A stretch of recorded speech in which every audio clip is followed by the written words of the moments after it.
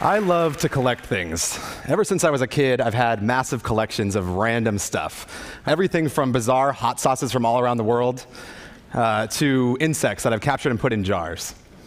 Now, it's no secret because I like collecting things that I love the Natural History Museum and the collections of animals at the Natural History Museum and dioramas. These to me are like living sculptures, right, that you can go and look at, and they memorialize a specific point of time in this animal's life.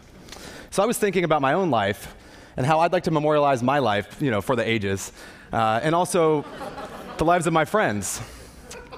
But the problem with this is that my friends aren't quite keen on the idea of me taxidermying them. So instead, I turned to video, and video is the next best way to preserve and memorialize someone, and to capture a specific moment in time. So what I did was I filmed 6 of my friends, and then using video mapping and video projection, I created a video sculpture, which was these 6 friends projected into jars. So now I have this collection of my friends I can take around with me wherever I go. And this is called Animalia Chordata, from the Latin nomenclature for a human being, classification system. So this piece memorializes my friends in these jars.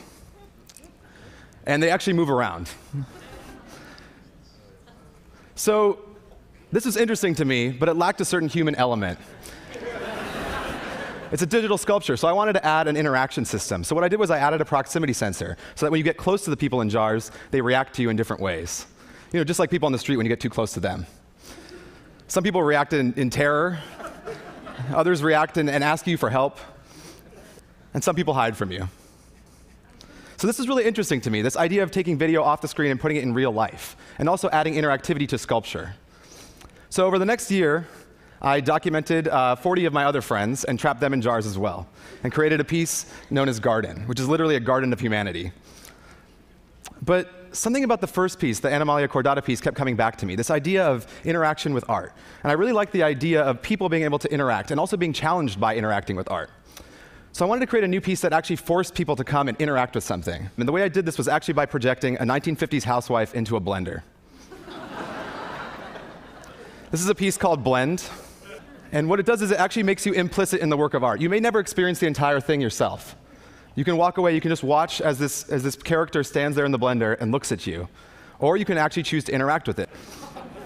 So if you do choose to interact with the piece, and you press the blender button, it actually sends this character into this dizzying disarray of dishevelment. By doing that, you are now part of my piece. You, like the people that are trapped in my work, have become part of my work as well.